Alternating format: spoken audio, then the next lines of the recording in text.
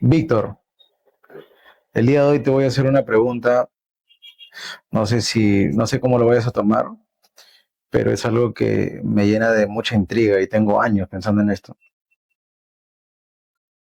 Háblame acerca de tu relación con el patrón del mal. En nombre nada más, ¿ah? En nombre. No Ah, sé, ya. tú dime. Porque él es Pablo Escobar, el malo, y yo soy Pablo Escobar por Pablo, el apóstol.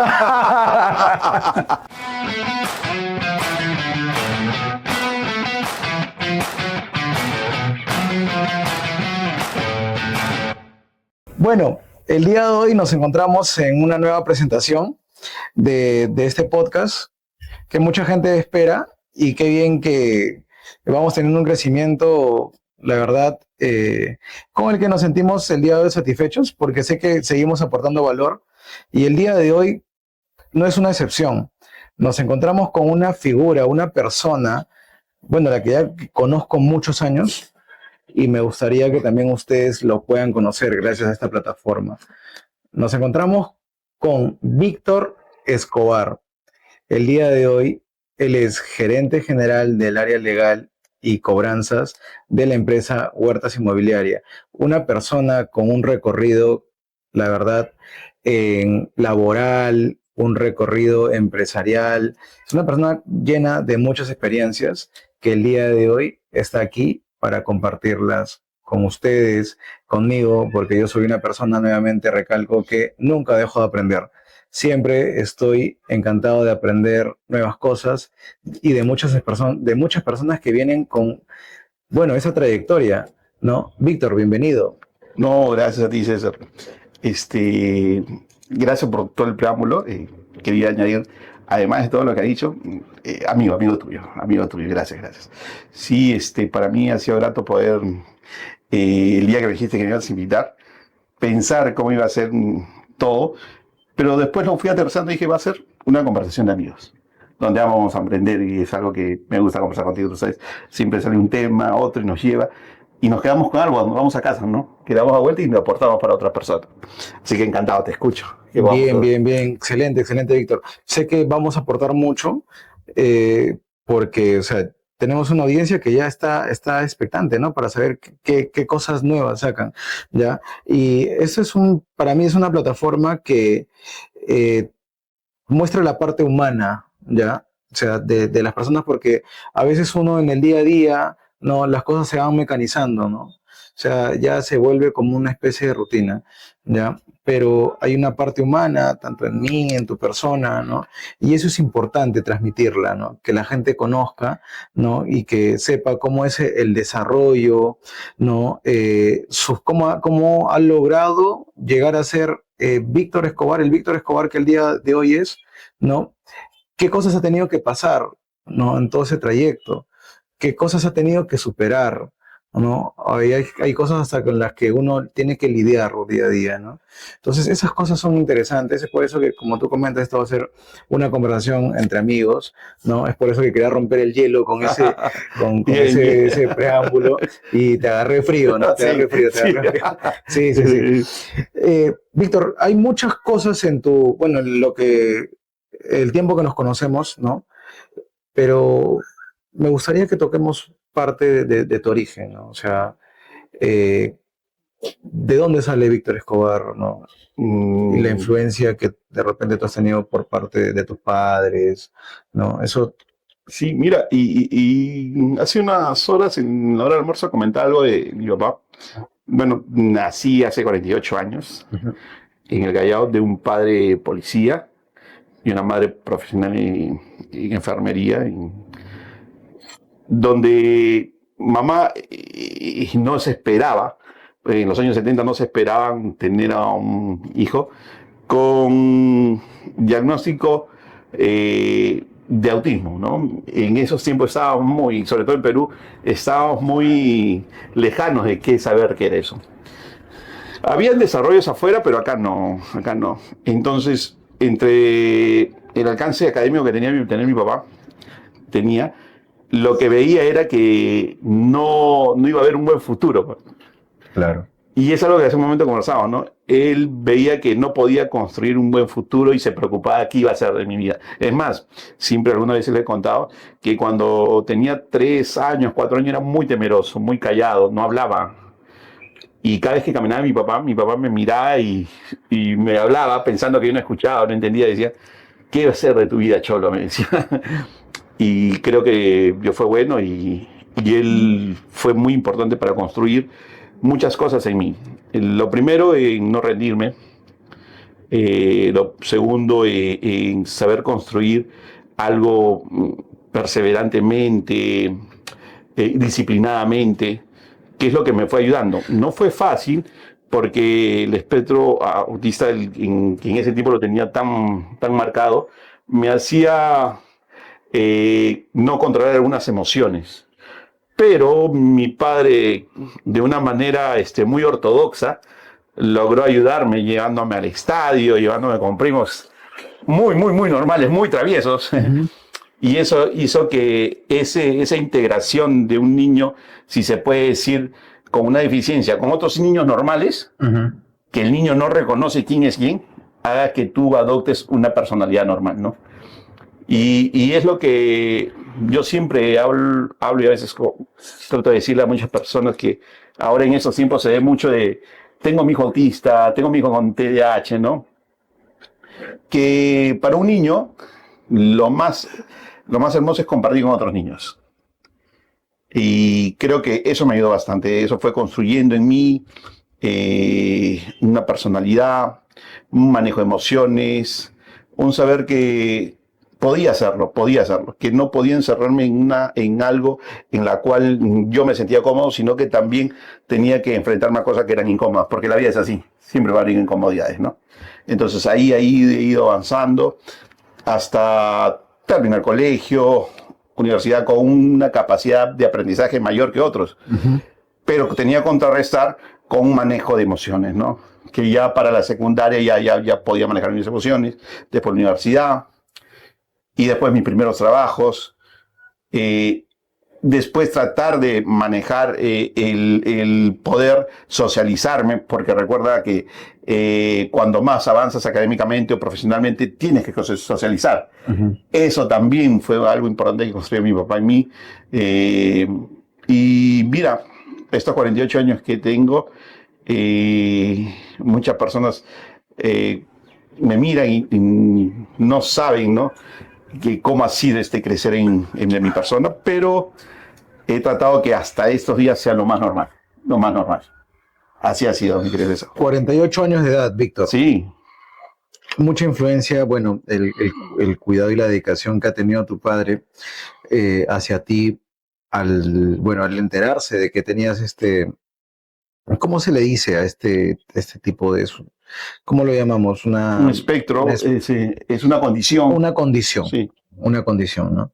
Que el día de hoy, la verdad es que algo que mencionabas, ¿no? Antes la gente no quería aceptarlo, ya. Hace muchos años la gente decía, oye, no, éramos, bueno, eran más cerradas, ¿no?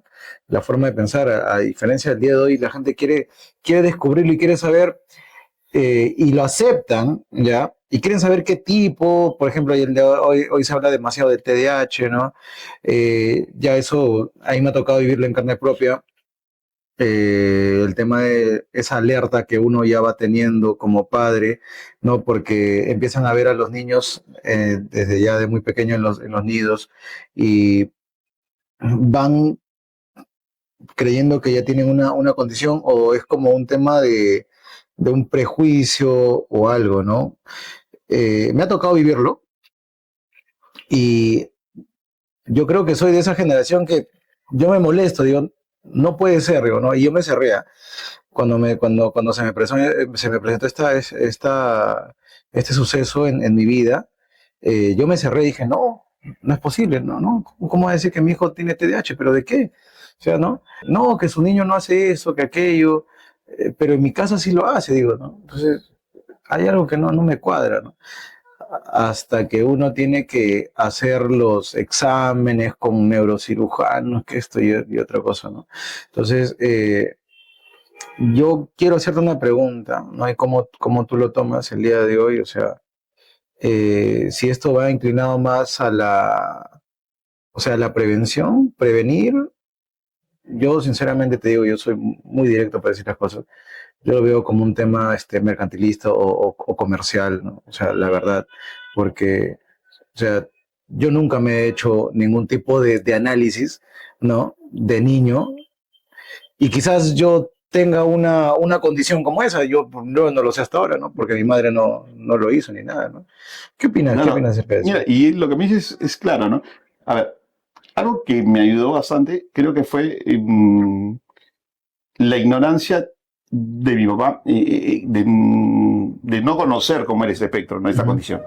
Porque creo que si lo hubiese conocido, se hubiese primero buscado tantos especialistas para que me pueda ayudar. Pero Ujú. la ignorancia es no saber qué es lo que era, que solamente era autismo, y que él entre su poco conocimiento y, como te digo, su ignorancia, vuelvo a marcar, creer que él podía ayudarme de su forma como era, criolla, jacarandoso, eh, construyó en mí un desarrollo social, ¿no? Un desarrollo normal, que es lo que no pasa ahora. Ujú.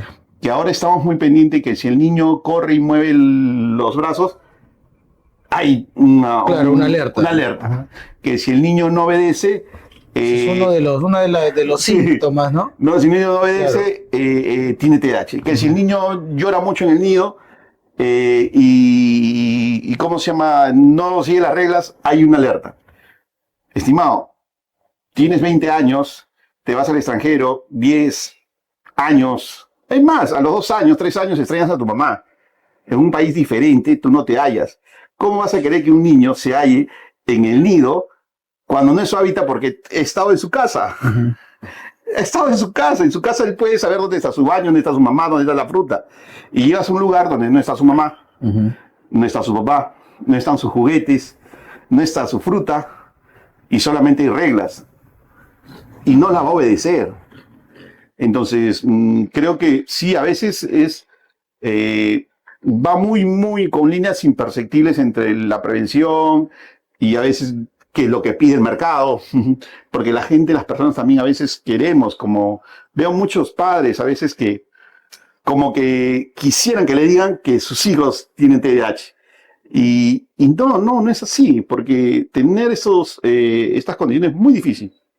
A mí me ha costado mucho que no me atura algunas cosas. Es más, te voy a ser sincero, viajo en avión desde joven por motivo de trabajo. No tengo el temor a volar, pero llegan momentos, serán espacios de 5 o 10 minutos. Es más, cuando a veces el vuelo se demora, tú sabes que no hay un buen tiempo, los aviones no salen. Me siento sofocado, no es claustrofobia, me siento desesperado, pero lo puedo manejar, Ujú. ¿me entiendes? Entonces, es una condición que otras personas no deben tener. Entonces es algo complicado querer remarcar algo que un niño lo hace por normalidad, un niño juega, un niño es inquieto, un niño no obedece a quien no conoce. Es más, tú mismo le enseñas en tu casa, que dices, tú me haces caso a papá y a mamá. Nadie te puede gritar. Entonces, ¿cómo lo vas a mandar al nido y la maestra le va a decir algo y no va a obedecer y vas a remarcar que hay un síntoma, hay una alerta? No, es un comportamiento normal. Después, si hay algo que sea en verdad objetivo como para pasar un diagnóstico, para hacer unos exámenes, se debe hacer, porque para eso está la medicina. Pero luchemos por nosotros mismos construir algo en nuestros hijos, ¿no? Eso. Hay un mensaje que a mí o sea, hace poco lo escuché y que cala, ¿no? Uno lo escucha y se pone a analizarlo, ¿no? Detenidamente, porque nuevamente, repito, a veces el día a día no te permite ver cosas, ¿no? Entonces, una persona me dice, no me lo dice a mí directamente, si no se le dice a mi esposa, no pretendamos que un niño, o sea, se comporte como un adulto, o sea, porque es un niño, Sí. ¿no? Entonces, si tú le dices al niño o a un adulto, dices, oye, toma asiento, ¿no? Y la persona, bueno, entiende que, bueno, debe tomar asiento, ¿no? Bueno, me lo está pidiendo. Pero si tú le dices a un niño, oye, toma asiento, el niño va a decir, No sabe, claro, ¿no? es lógico. Claro, ¿no? Entonces, bueno, lo puede hacerlo y quizás no, ¿no? Porque es un niño, entonces por eso, o sea, no pretendamos, y eso creo que es un problema que está, bueno, estamos atravesando muchos y muchos padres, ¿no? Por bueno, esas nuevas generaciones que tienen una forma de crianza diferente. Y justo ahí voy a llegar y quiero tocar una parte que el día de hoy es un poco, bueno, es parte de nuestra realidad, ¿ya? Hay un libro que a mí me gusta mucho, ¿ya? Que es de Michael Desmurget, ¿ya? Que se llama La fábrica de cretinos digitales, ¿ya? Y ellos en ese libro nos habla acerca de cómo, o sea, las generaciones van cambiando con respecto al tema cognitivo, al tema ya de el desarrollo cognitivo mental, ¿no? De la inteligencia y todo. Antiguamente, eh, el nivel del intelecto de los padres se veían superados por el de los hijos, pues, ¿no? Porque, bueno, los padres se dedicaban al trabajo y todo, y los hijos se dedicaban a estudiar. Y lo normal era que, o sea, era el orden normal, ¿no? Que yo supero a mi padre en inteligencia, ¿no? Porque tengo mayor información o tengo más tiempo, ¿no?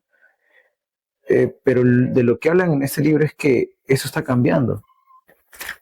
Y ya lo vemos, la verdad, ¿no? Eso se ve en la realidad, ¿no? O sea, generaciones con menor capacidad mental que las anteriores. Así es. Y mira, mi papá nació en los 45, yo nací en los 77. Mi papá, como te digo, fue policía. Es decir, yo, como tú sabes, soy economista, tengo estudios en Derecho, que siempre conversamos que voy a sacar el título, ¿no? Claro, claro, sí, eso también es algo que sí es. Egresado, entonces superé académicamente a mi papá. Ujú, Tengo maestría y estudios, otras cosas que tú sabes. Entonces superé a mi papá. ujú, O sea, mi papá, como te digo, nació en el 45, yo en el 77. Es decir, en esos años, muchos hijos han superado a su papá. ujú, Pero llega los 2000 y los hijos no superan al papá. ujú, ¿Y por qué? Porque los avances tecnológicos que ha habido, que deberían ser herramientas importantes para superarlo, los ha contraído, es decir, los ha detenido. Los ha alcanzado, les da todo al alcance que ellos ya no quieren seguir buscando, porque una de las cosas que hace crecer al ser humano es la capacidad de tener necesidad de algo. ujú, Esa búsqueda que por ADN Dios como nos ha creado, de tener la necesidad de algo, nos hace sacar lo mejor de nosotros, nos hace exigirnos. Pero cuando ya te alcanza, tú no te exiges. Para que el niño, en mis tiempos, para que aprenda a caminar, me acuerdo que había unos andadores muy arcaicos, o lo segundo era poner un pañal amarrado ujú, y lo sostenía y el niño caminaba. Y si se caía el niño, pues se volvía a levantar. ujú, Y imagínate ahora, ¿no? Que hay más cosas, ujú. el niño demora más en caminar. Sí, sí, sí, sí, sí, sí. Entonces, la necesidad de quererlo, de anhelarlo, hace que tú te esfuerces. Lo mismo hacen los estudios. No había tecnología, no había internet. Uno cuando quería hacer un trabajo para la universidad o el colegio se iba a la biblioteca, tenía que leer y tenía que transcribir lo que tenía que presentar. Esa transcripción te hacía que aprendas doblemente, porque leías, transcribías y después lo volvías a pasar en limpio. Ahora no, André, tú entras al Google y bajas la información, haces un copy-paste y entonces no has leído, no has transcrito, ni siquiera le has dado una repasada para presentarlo. Entonces no hay forma que superes en nuevos conocimientos. Sí han superado los jóvenes y eso en manejo de tecnología sí, porque están pegados a la tecnología, Ujú, pero académicamente no. Y eso lo pudimos ver en la pandemia. En la pandemia hubo una necesidad de médicos. Hubo una necesidad de médicos porque no había doctores. ¿Eso qué quiere decir? Que la gente, los jóvenes, se habían especializado mucho en manejar tecnología, programas tecnológicos, todo, pero las carreras fundamentales, las profesiones fundamentales que construyen sociedades como la medicina, doctores, economistas, no hay. ujú, Entonces es por eso que el papá no ha podido ser superado en los últimos años. En las últimas décadas no ha podido ser superado por un hijo. Sí, las nuevas generaciones Sí, no están teniendo eso, ¿no? No había un esfuerzo por parte de ellos. O sea, yo creo que parte de la tecnología que ha llegado, bueno, para ayudar, ¿no?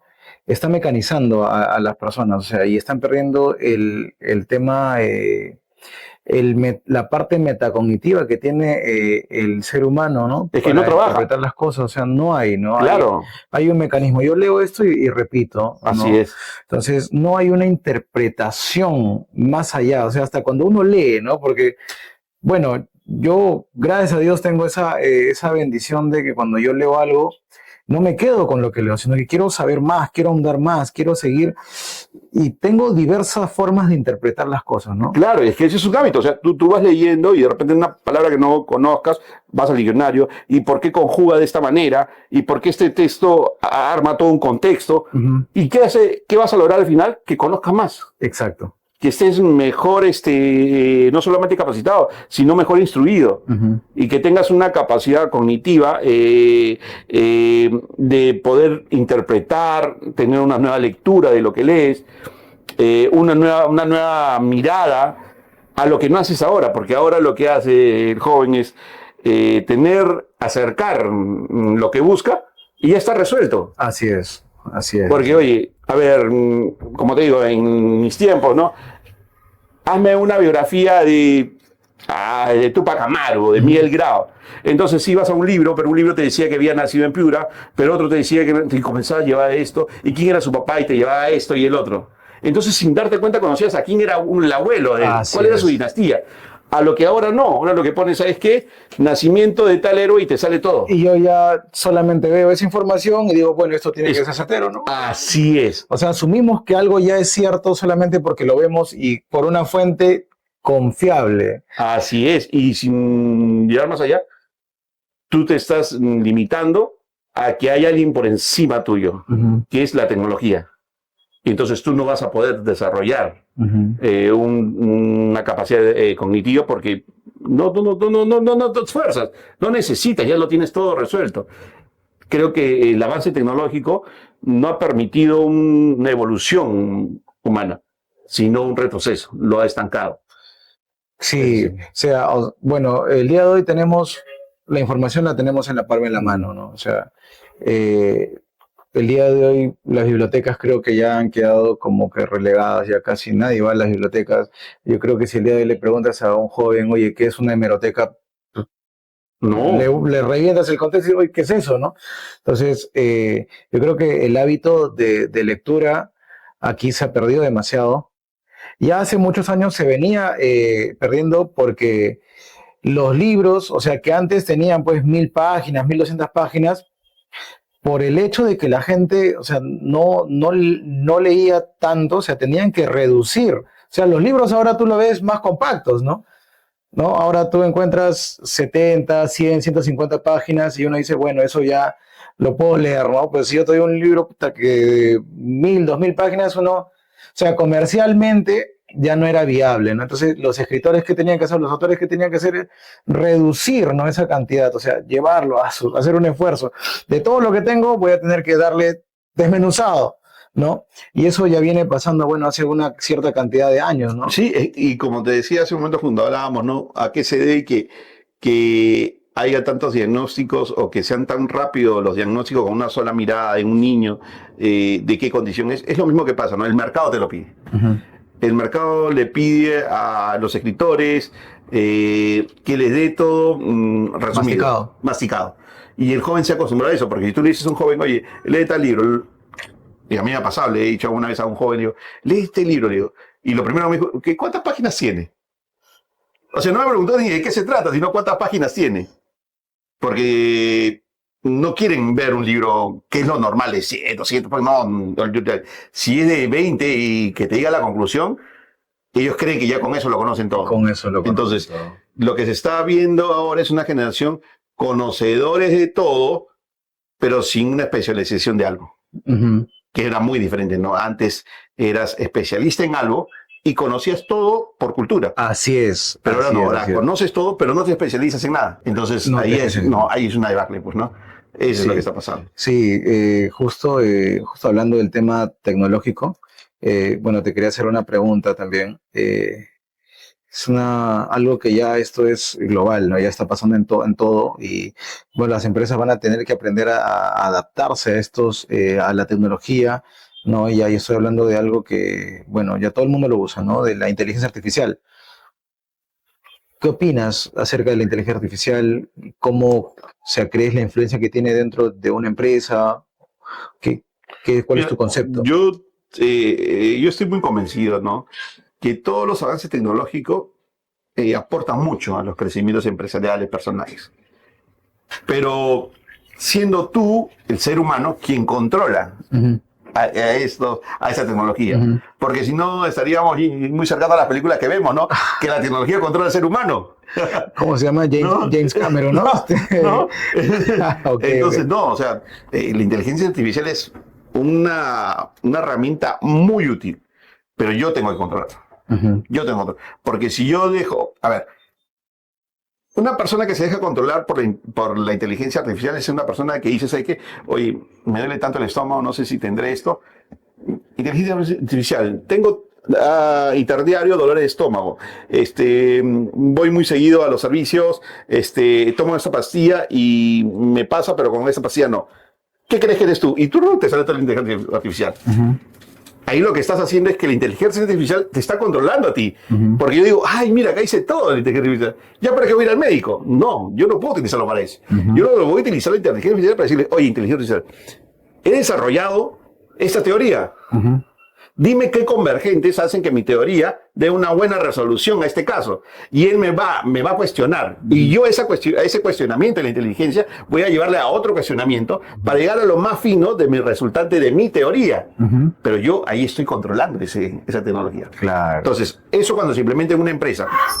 A ver, hace unos años el SAP era uno de los sistemas integrados más importantes. Ujú, ¿Sí?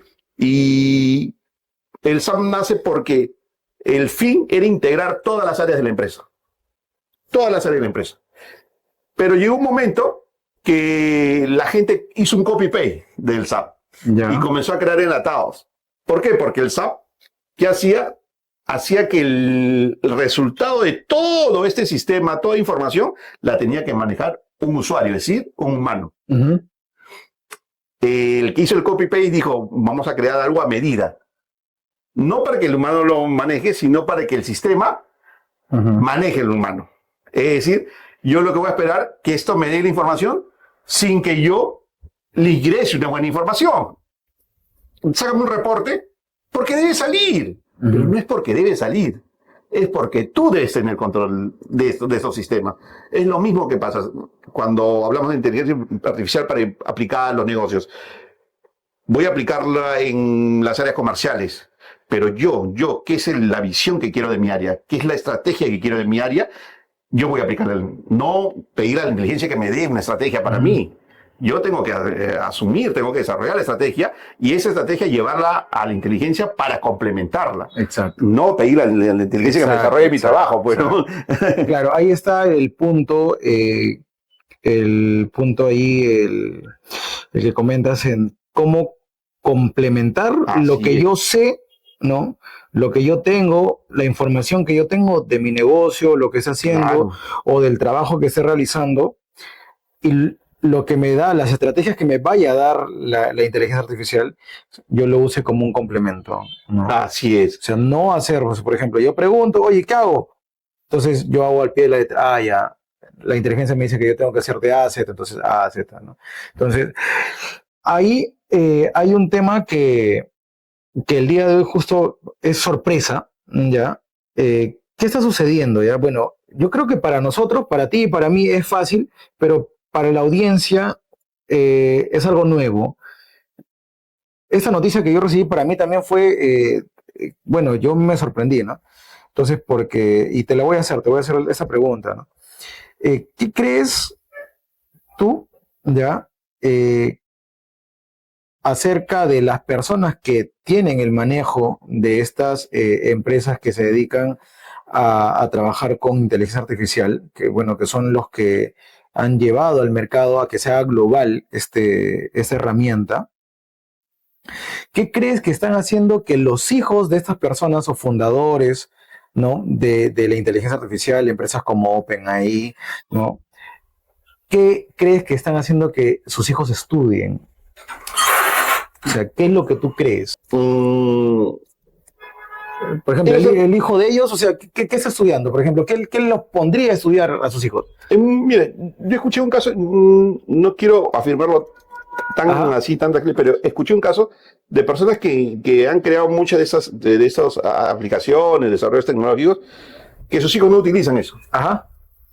Sus hijos no utilizan. Ajá. ¿Y por qué? Porque el que ha creado lo ha creado para que haya una dependencia de ese negocio, de ese mercado. O sea, yo tengo que quedar adicto, pues, ¿no? Pero mi hijo no tiene que ser un adicto. Si no, mi hijo tiene que aprender a cómo seguir creando cosas. Así es, y para que crea cosas, tiene que estudiar, tiene que prepararse. Entonces, nosotros debemos entender de esa manera al que creó, que el que creó va a querer que yo dependa, pero yo al contrario tengo que tomar eso para yo utilizarlo como un asistente, no como un supervisor de mi desarrollo, sino como un asistente nada más. Y de esa manera yo voy a seguir construyendo, voy a seguir capacitándome y eso va a ser mi asistente. Y mis hijos tienen que ver mi desarrollo y van a ver que ese es mi asistente. Porque imagínate que si mi hijo ve que yo el trabajo de la oficina lo desarrollo con gerencia, me dice, ¿sabes qué? Hazte el flujo de caja del año. Entonces yo le digo a la inteligencia, hazme un flujo. Mi hijo va a ver, le dejan una tarea, entonces mi hijo va a decir, ¿sabes qué? Resuélveme la tarea. Y ya no es un dependiente, sino son dos dependientes. Es por eso que estos creadores no hacen que sus hijos dependan de eso, no hacen que consuman lo que han creado, sino que desarrollen creaciones nuevas. Claro, el caso de Steve Jobs, claro. El de Apple, que decía, oye, no quiero que mis hijos toquen una tablet o un iPad, ¿no? O el caso de, por ejemplo, creadores de muchas herramientas, ¿no? Digitales que, bueno, no quieren que lo consuman, ¿no? El tema de, bueno, hasta en la comida chatarra se ve eso, ¿no? Sí. Ellos no consumirían jamás sus productos, ¿no? Entonces, ahí fue la verdad, para mí, sorpresa, pero de ahí, analizando, dijo, oye, claro, está bien. O sea, porque lo que están haciendo estos señores es que sus hijos regresen a las bases. Porque lo normal, la respuesta que uno espera es que diga, oye, a ver, yo soy creador de esto y por ende quisiera que mis hijos sigan explorando más de esto, ¿no? Entonces, ¿en qué tendría que especializarse mis hijos? En ingeniería de software, ¿no? Conocer más acerca de esto, pero no. O sea, la respuesta fue diferente. ¿Qué quieren? Que esta nueva generación vuelva a las bases. ¿Y cuáles son las bases? ¿No? Carreras tradicionales como, por ejemplo, derecho, ¿no? Economía, historia, medicina, filosofía, medicina. O sea, esos señores que el día de hoy, bueno, son multimillonarios, que eso ya se sabe, por ende saben algo que el gran porcentaje del planeta, bueno, no lo sabe o lo está ignorando, ¿no? Entonces, porque lo que pretenden es que el pensamiento lógico, ¿no? El cuestionador y el pensamiento crítico, o sea, no se pierda. Así es. ¿No? Porque eso está pasando, o sea, con lo que estamos conversando en ese momento, ¿no? Yo le pregunto algo a la inteligencia artificial o al buscador de Google, que ahora ya el buscador de Google ya tiene su propia inteligencia artificial también, y yo lo asumo como cierto, ¿no? Pero no lo he cuestionado. No hay un pensamiento crítico al que, oye, ¿pero por qué? Yo por aquí leí que esto era de esta manera, ¿no? Claro. Entonces, lo que se está pidiendo es que se regrese a las bases, ¿no? Ese pensamiento, el inferencial, el metacognitivo, eso no debe de perderse. No. Mira, como tú decías, la base principal es para que todo el mundo pueda beneficiarse de todas las profesiones que tú ves, hasta de la misma inteligencia artificial. La base fueron las materias o profesiones importantes, primigenias, que se desarrollaron desde los griegos, ¿no? Que son la historia, la economía, la política, el derecho, la medicina, de ahí las matemáticas, etcétera. Porque imagínate, sin matemáticas no podrías crear un desarrollo de un software o de una aplicación como el IA, ¿no? Eso demanda de muchos algoritmos. Entonces, pero todos nacieron de una base. Entonces, los creadores de estas soluciones quieren que sus hijos vayan a las bases para que sigan creando cosas y no dependiendo de cosas. No dependiendo de cosas. Porque lo que van a hacer, si estudias software o esa parte para seguir avanzando, lo único que vas a tener es un alcance limitado, mientras que tú, conociendo desde las bases, te va a dar no solamente un mayor alcance, sino un pensamiento crítico, analítico, un desarrollo cognitivo que no tiene límites. El ser humano, cuando se pone a pensar, es inalcanzable. Es inalcanzable. Muchas personas, todos en algo hemos alcanzado. Y lo que hemos alcanzado lo hicimos desde un momento que nunca pensábamos poderlo lograr. Pero nos demandó un análisis, una autocrítica, un desarrollo cognitivo, un esfuerzo, disciplina, todo eso. Mira todo ese trabajo, todo ese proceso, todo ese proceso que nadie nos alcanzó. Entonces, es necesario que los jóvenes entiendan eso, ¿no? Cuando tú le preguntabas a un joven, como te digo, en los 90, ¿no? Lo de mi época, lo de tu época, decías, ¿qué quieres hacer? Y el joven te decía, no, quiero tener mi secundaria, hacer una carrera o hacer un negocio para ayudar a mi familia. Ese era básico. Había un por qué, y había un para qué, y había hacia dónde querías llegar. Pero ahora tú le preguntas a un joven y de 10 te van a decir, 12 te van a decir, ¿qué quieres? No, lo que quiero es hacer plata, te dicen. Está bien, es bueno, porque quieres algo próspero, pero no sabes cómo, no sabes por dónde, y encima no sabes para qué. Y esas tres preguntas son tan básicas que como tú no las sabes, puedes romper valores, porque como quieres solamente hacer plata, no sabes si lo vas a hacer por medio de estas aplicaciones, siendo controlado por las aplicaciones, como TikTok, en tantas cosas, ¿no? Que tú vas a ser controlado. Y si no tienes valores, pisoteando tus valores, ¿no? Que te hayan enseñado. Entonces, al final, nunca has venido a las bases. Las bases fueron claras, ¿no? Tener la construcción de carreras que van a ir más allá. Si nosotros nos ponemos a pensar qué más epidemias puedan salir, ¿estaríamos preparados o hay jóvenes estudiando desarrollos médicos, desarrollos de nuevas fórmulas médicas? ¿Hay jóvenes estudiando? No hay muchos. No hay muchos. No hay muchos. Están estudiando, están más dependientes de qué puedes desarrollar tecnológicamente o cómo puedes tú depender de ellos, pero no hay muchos. No hay muchos. Y más en Sudamérica, tú sabes que en Sudamérica todavía es más difícil. Entonces, eso debería haber un cambio. Víctor, tú eres economista de profesión. Sí. Eso te ha permitido trabajar fuera del Perú también. O sea, ¿en qué instituciones has trabajado, empresas has trabajado fuera? Bueno, trabajé en el Banco de Nueva York para el brazo financiero del Banco de Nueva York. Elaborábamos portafolio de inversión. Trabajaba en la zona, la región latino. Y además de eso, una empresa operador turismo receptivo, que son empresas de turismo que no traen, que no llevas hacia afuera, sino que traes europeos a que conozcan todo un circuito desde Ecuador hasta Chile, pasando Ecuador, Perú, Bolivia, Chile, en algunos casos Brasil, y esto era viajar por toda Sudamérica, incluido Europa, ¿no? Que es donde está el Pareto, el grupo de europeos que vienen, que son de un nivel segmento A, como se dice acá, ¿no? Y ahí puedes ver el contraste, pues, ¿no? El contraste en cuanto a educación, preparación. Es abrir una nueva cultura, aprender más, que es lo que te decía hace un momento. El aprendizaje, el conocer nuevas culturas, te hace que tú vayas equipándote en nuevas estrategias de trabajo, en nuevas estrategias empresariales, en nuevos comportamientos, teorías, metodologías, porque todos somos de una idiosincrasia diferente. Así es. Pero todo eso tiene que llegar a un punto céntrico, que es la generación de valor.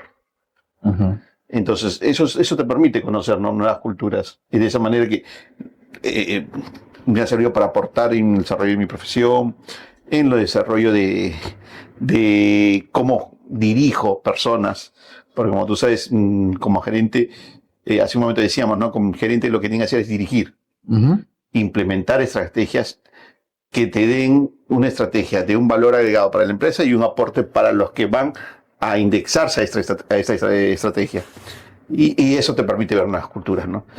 Es importante eso, que podríamos revisar en el día, ¿no? Pero Claro, porque tú has analizado el empresario de afuera, ya, y cuando contrastas con el empresario de aquí, nacional, ¿ves diferencias? ¿Qué logras? sí, O sea, ¿qué diferencias has logrado tú percibir ya en ese tiempo, ahora que ya estás ya muchos años aquí también, ¿no? mira, hay algo que tenemos que, y eso siempre lo he dicho cada vez que estoy afuera, el peruano, nosotros, y creo que todos los americanos, pero en este caso hablo peruano, por ser peruanos somos peruanos, tenemos un ADN especial. Somos muy trabajadores. Y en ese trabajar desarrollamos nuevas estrategias. Mira, tú eres una empresa en Japón y contrata japoneses. El empresario japonés le enseña al japonés cómo se desarrollan los procesos y el japonés es aplicado en cumplir el desarrollo de los procesos. Ese japonés viene a Latinoamérica o viene a Perú, les dice qué empresa va a poner, les enseña el desarrollo del proceso, el peruano aprende y quiere abrir uno igual.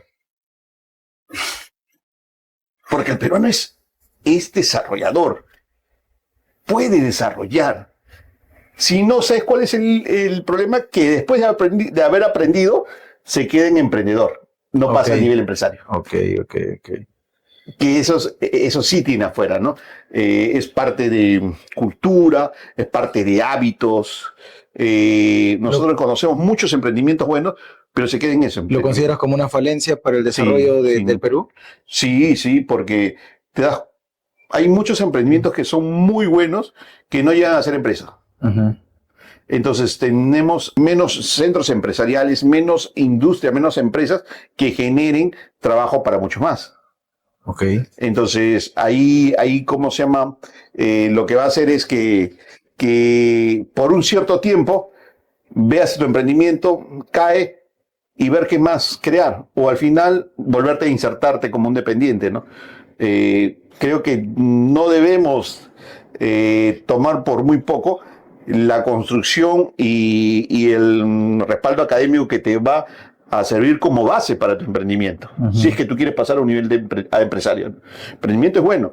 Muchos emprendimientos son buenos, pero da el salto de emprendedor a empresario. Eso es importante. Y eso ya lo hacen, ¿no? Como te digo, los hábitos, la disciplina, el orden son importantes. Cuando un emprendimiento comienza a ser exitoso, tú tienes que indexarle disciplina. Porque ya deja de ser emprendimiento para pasar a ser empresa.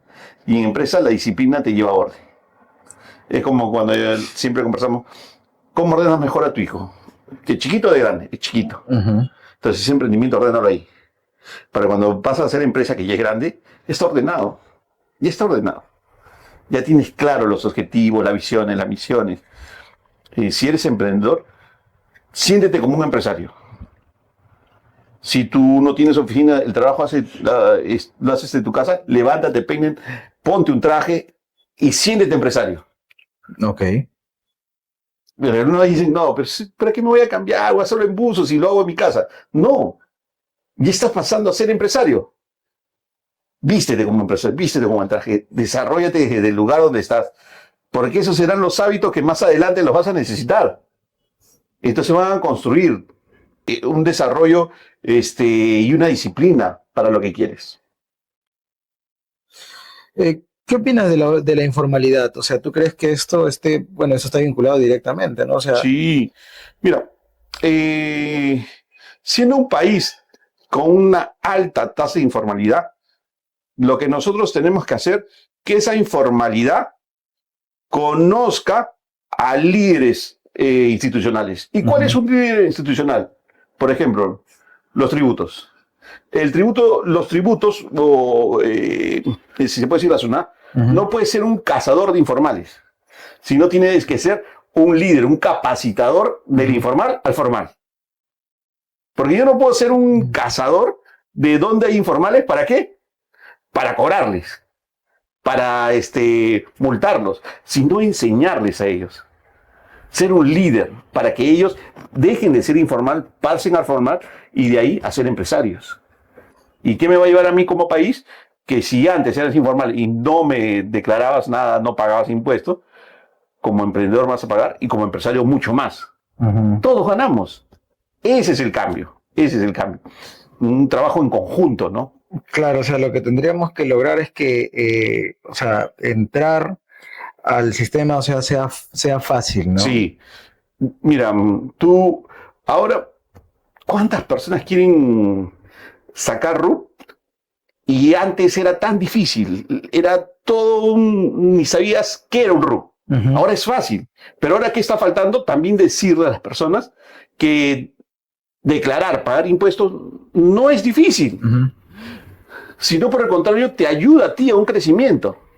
Pero acá es donde ya se desenlaza, se separa este ente institucional en decirle, ¿sabes qué? Quiero educarte. Quiero Claro, que conozcas. claro, porque Sunat sacó el tema del RUS, el régimen uno simplificado o el especial, ¿no? Claro. Que era algo que incentivaba a que la gente, bueno, se empiece a registrar, pero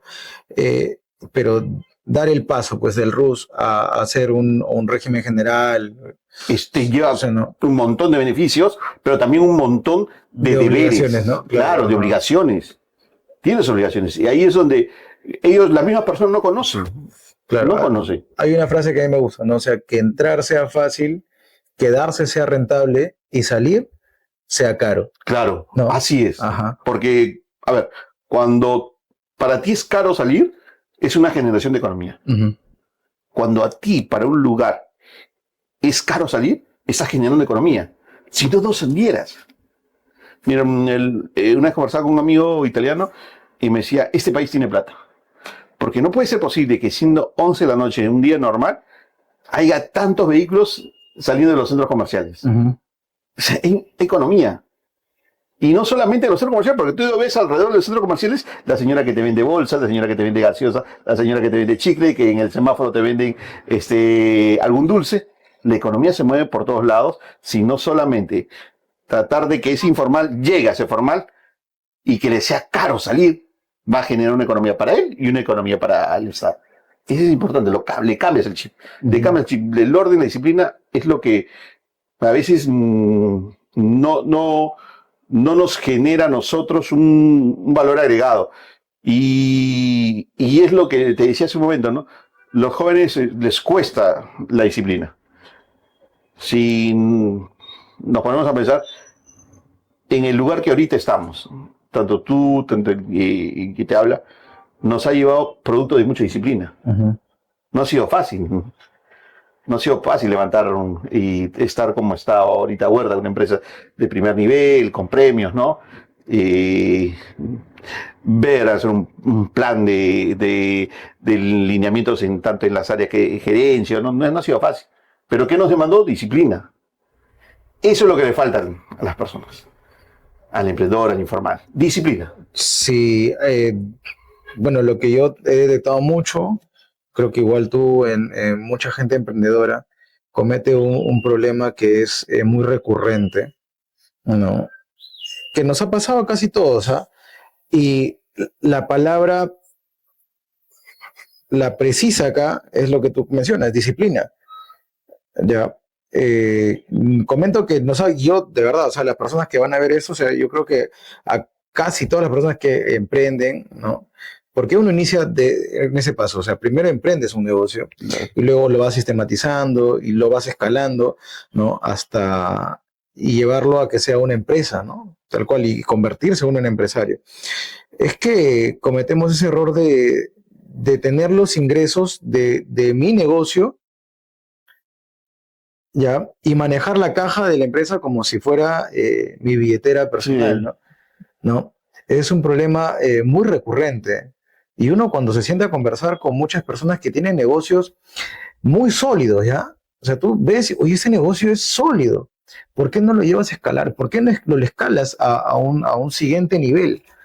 ¿No? Y te das cuenta de toda esa informalidad que hay dentro de toda esa brillantez, porque el negocio es magnífico por donde lo veas, el negocio es rentable por donde lo veas, pero tocas esa parte y ves, uy, acá está, esa parte de informalidad por la falta de información, ¿no? O sea, yo creo que esa es una falencia grave que hace que al final estos emprendimientos que nacen con la mejor de las intenciones terminan fracasando en un tiempo, ¿no? Sí, mira, un emprendimiento que quiere ser empresa tiene que cubrir tres características especiales. Uh-huh. Tiene que tener la palabra valor en tres escenarios importantes, en tres lugares esenciales, ¿no? Valor para el empresario porque inviertes, tienes que ser O lógico. sea, esa es la razón de La razón, la razón de una empresa, el objetivo es generar ingresos, claro, lucrar. claro, eso es Así parte, es, ¿no? no soy una organización sin fines de Claro, lucro. Pues, o sea, nosotros ponemos una empresa y tenemos que ser rentables. así es. Entonces debemos generar valor para el inversionista. Uh-huh, Valor para los que trabajan. uh-huh. Porque el que trabaja tiene que saber que hay algo que a él le ha generado un crecimiento económico y profesional. Uh-huh. Oye, me ha pasado que cuando vas a un lugar y me dice, señor Víctor, por usted, por la empresa, me compré mi lavadora. Te sientes bien, porque has sido parte de ese crecimiento. Le has generado valor. Y el tercer valor, con tus clientes, con el que adquiere tus servicios o tus productos, que siente que lo que ha comprado, lo que ha adquirido, para él le ha sido de mucho valor. Si no cumple esas tres características, esos tres fundamentos de valor en esos tres escenarios, pues no hay disciplina. No hay disciplina. Después, una empresa tiene que tener un orden automatizado, sistemático, sí, pero hay un orden original, como decíamos hace un momento, de las bases. Una empresa tiene que cumplir con tener una área de administración y finanzas. Uh-huh. ¿Por qué? Porque administra y planea financieramente. Por debajo de ellos, la demás área de soporte.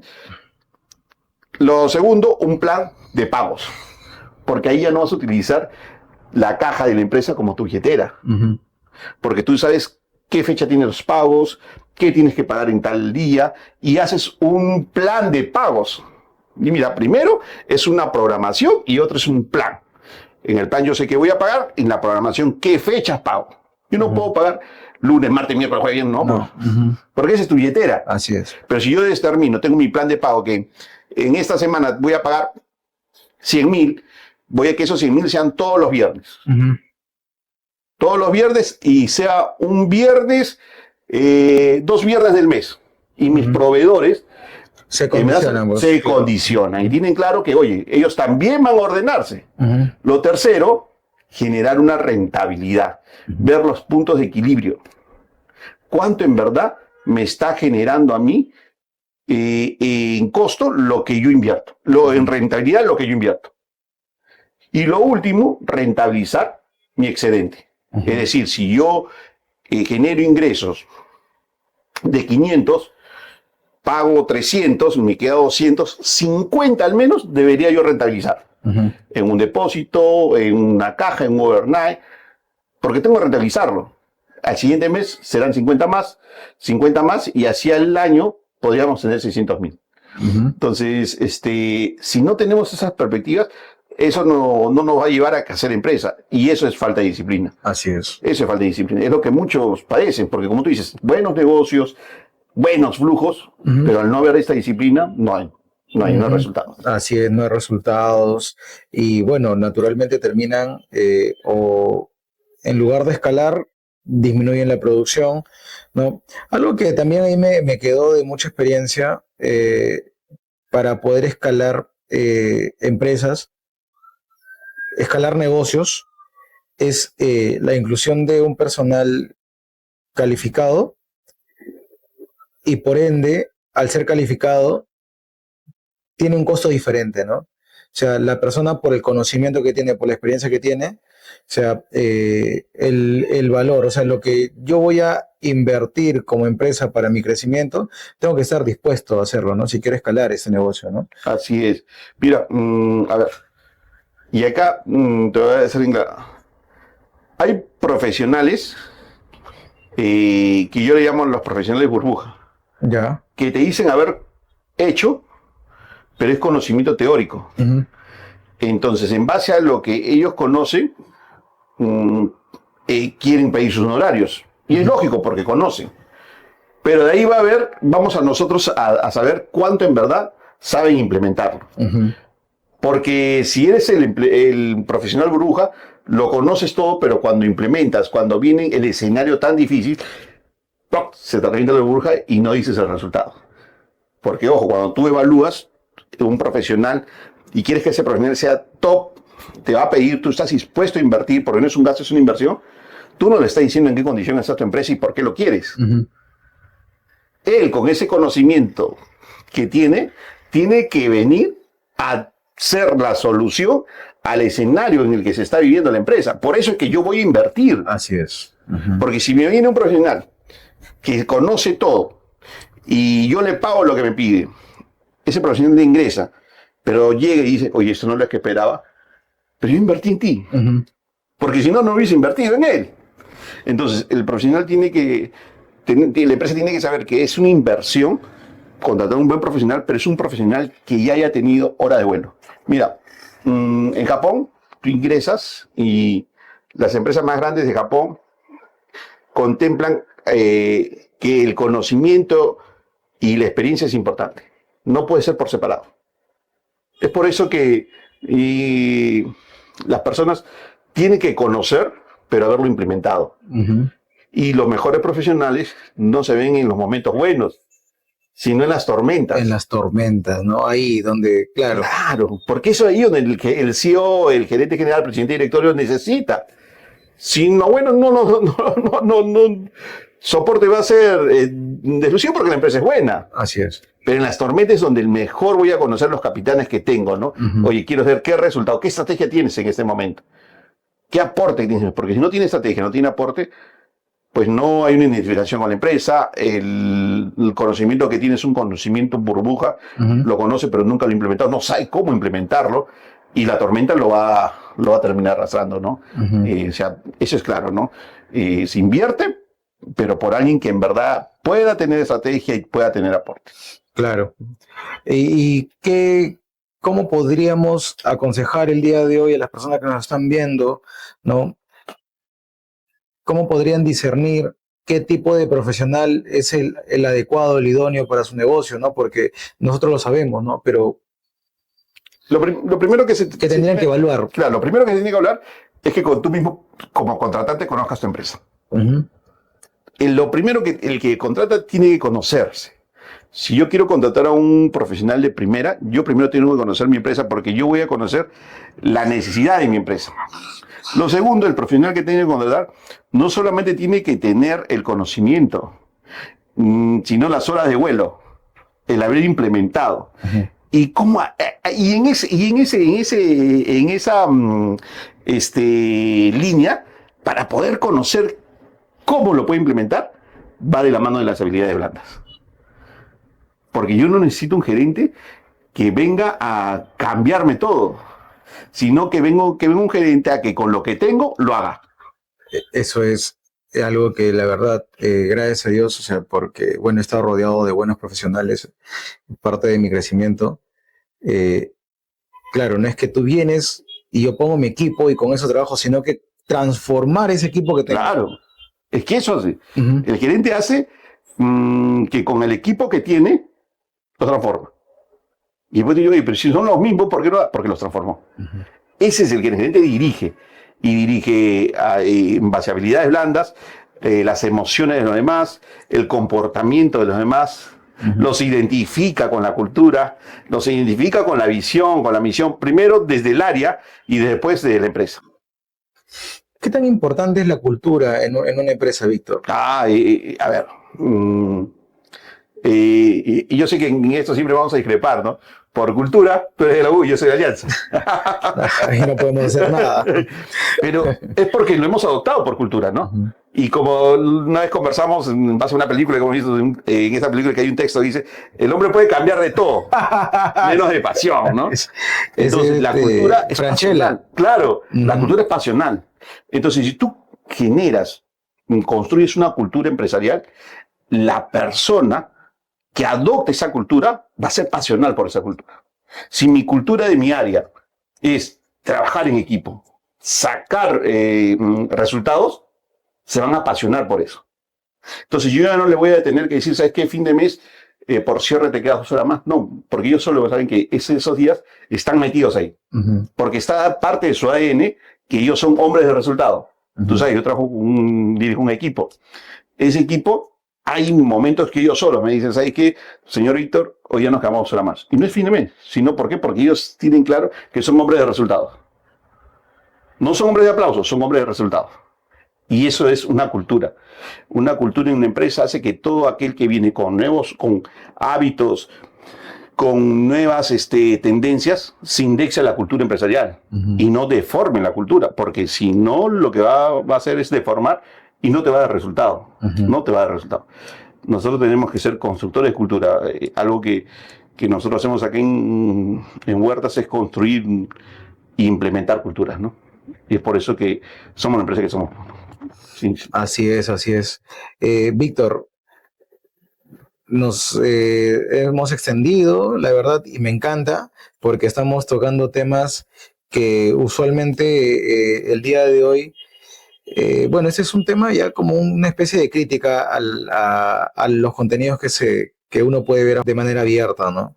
Entonces, se está renunciando mucho al contenido de valor real, ¿no? Y a mí, si nos extendemos 1 o 2 horas, para mí, la verdad, es normal porque, gracias a Dios, este es un canal que sostenido por nosotros mismos, no dependemos de otros, y no vamos a parar porque el objetivo es eso, dar contenido de valor para personas que el día de hoy quieran aprender algo nuevo, ¿no? Y qué bien tener personas como tú, ¿no? Personas como tú el día de hoy que vienen con un total desinterés de querer aportar mucho a esa sociedad. Y ahí coincidimos demasiado, porque a mí sí me interesa, y a este canal le interesa demasiado aportar valor, aportar conocimiento, ¿no? Para que mucha gente se vaya educando, vaya conociendo estos tips que no se aprenden lastimosamente en cualquier otro lugar, porque no se consumen. Entonces, como este contenido no se consume, entonces mucha gente dice, oye, ¿para qué lo voy a hacer? ¿No? Pero para eso estamos nosotros aquí. La verdad, Víctor, yo creo que me queda para hacer una segunda parte. A mí me ha encantado, agradecido infinitamente porque el día de hoy te hayas dado el tiempo para poder grabar esto, ¿no? Te dije que iba a ser como un conversatorio, ¿no? Y esto me quedó corto, hay muchos temas más que yo quiero tocar contigo porque hay para hablar un montón. Yo creo que se viene una segunda parte. Si quieres dar un mensaje para las personas, para la gente que nos está viendo. No, gracias a ti, César. En verdad, sí, era un conversatorio y creo que no solamente sale valor para las personas que hace unos meses conversábamos. Soy poco de ver podcast porque no aportan valor. Pero veo el tuyo y ayuda a muchas personas. Y sobre todo que nos hacemos partícipes de su crecimiento, porque llegamos a él, no esperamos que él venga a nosotros. Y hay algo que es importante que todo emprendedor que quiere ser empresario, que nos ve, que te ve siempre, sepa, ¿no? Las tormentas, siempre, por más fuerte que sea, revuelve el mar. Y cuando revuelve el mar, siempre trae bonanza. Así que no tengan miedo a las tormentas. La tormenta después trae bonanza. Así que, César, Gracias y encantado. Seguir haciendo deporte, yo feliz. Muchas gracias, Víctor. No, gracias a ti. Con esto finalizamos este segmento el día de hoy con Víctor. Esperamos ya con ansias tener una segunda parte para seguir aportando valor a ustedes. Muchas gracias por acompañarnos en este maravilloso podcast.